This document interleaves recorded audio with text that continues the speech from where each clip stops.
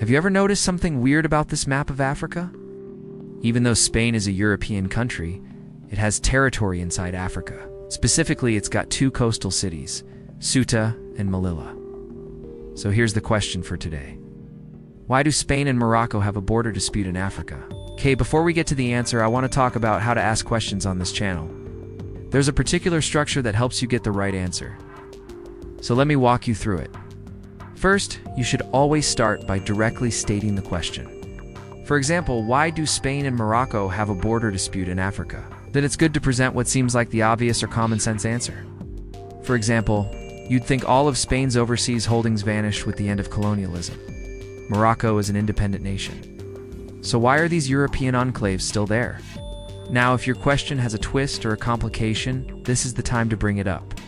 And in our case, it's the fact that Ceuta and Melilla aren't just overseas holdings. They're legally part of Spain and part of the European Union, which adds another layer of complexity to the situation. Finally, you can add an optional but recommended why to encourage people to answer in full. So that would be, why are Ceuta and Melilla still there? Why are they part of Spain? And why does Morocco care so much? So that's the basic formula. You don't have to follow it exactly, but it works pretty well. Now let's dive into today's big question. Why do Spain and Morocco have a border dispute in Africa? Let's start by answering the first part of this question. How did Spain end up with territory inside Morocco? To answer that, we have to go back to the late Middle Ages. By the 15th century, most of the Iberian Peninsula had been reconquered from Muslim rule. But the Moors still held on to North Africa. However, Spain was eager to expand its influence into the region. And there were two main reasons for this. First, capturing North African cities would help block off the Mediterranean to the Ottoman Empire, which was rapidly expanding westward.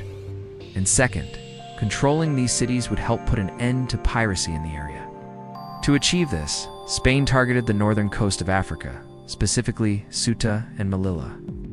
Ceuta was captured in 1580, while Melilla followed in 1497. Spain chose these locations strategically. Ceuta sits just 10 miles from the Moroccan coast, while Melilla is 75 miles away. From there, Spain could more easily project its power into the western Mediterranean. Originally, the plan was to use Ceuta and Melilla as naval bases to patrol nearby waters, but over time, their roles evolved, became fortified military and trade outposts. This shift happened gradually throughout the 16th and 17th centuries. As Spain's colonial empire grew, the focus shifted to extracting resources from the Americas. But that doesn't mean Spain abandoned these African cities. They remained strategically important, especially for defending the sea routes to the New World. These outposts also served as crucial points for trade in the Mediterranean. They provided bases for ships transporting goods like wine and fruit from Spain to Italy, and vice versa. But wait, didn't Spain lose all its colonies in the 20th century? What changed? Well, yes, Spain did lose most of its colonies after World War II. But here's the thing. Ceuta and Melilla were never treated like regular colonies. These cities were considered part of metropolitan Spain, much like the Canary Islands or Balearic Islands. And that brings us to the heart of the matter. Unlike most of Spain's colonial holdings, which were in the Americas, Asia, and Africa, Ceuta and Melilla were physically close to mainland Spain, so they were incorporated directly into the Spanish state. Meanwhile, the rest of Morocco gained independence in 1956, but when Morocco became free from colonial rule, it saw the continued Spanish presence in Ceuta and Melilla as an insult. These territories were part of Morocco's historic territory. The Spanish presence was seen as a relic of the colonial era that needed to be addressed. But Spain refused to budge. They argued that since these cities were part of metropolitan Spain, they couldn't be negotiated.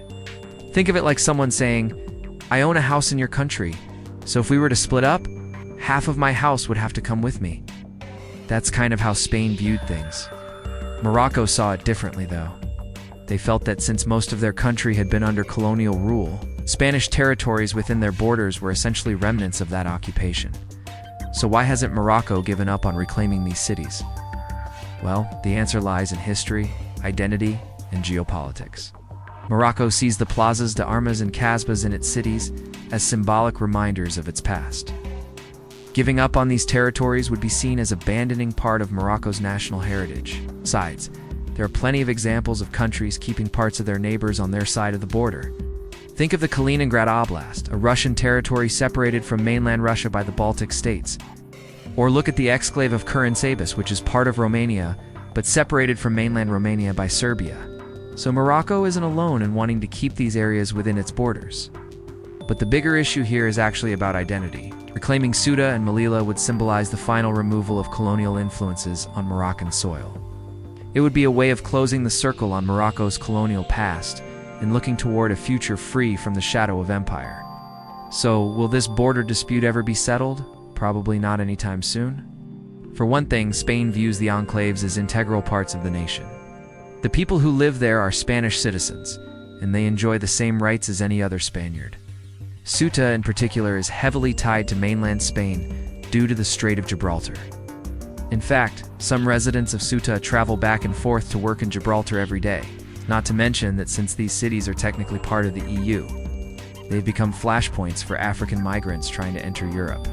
Spain has built high-security fences along the borders with Morocco to prevent illegal crossings, patrolled by police and soldiers. Despite this, thousands of migrants still try to enter every year, often risking their lives in the process. These attempts frequently turn into humanitarian crises, creating tension not just between Spain and Morocco, but also within Spain itself. During the height of the migrant crisis in 2018, Spain saw the arrival of over 60,000 Moroccans. Many Spaniards felt that their government wasn't doing enough to control the situation, which led to protests and calls for tougher border security. On top of all that, the disputed status of the territories causes periodic diplomatic flare-ups between Spain and Morocco. Tensions rise whenever Spain makes decisions that Morocco sees as disrespectful. For example, Spain's decision to grant medical aid to Western Sahara leaders angered Morocco, leading it to loosen border controls and trigger a migrant surge into Ceuta.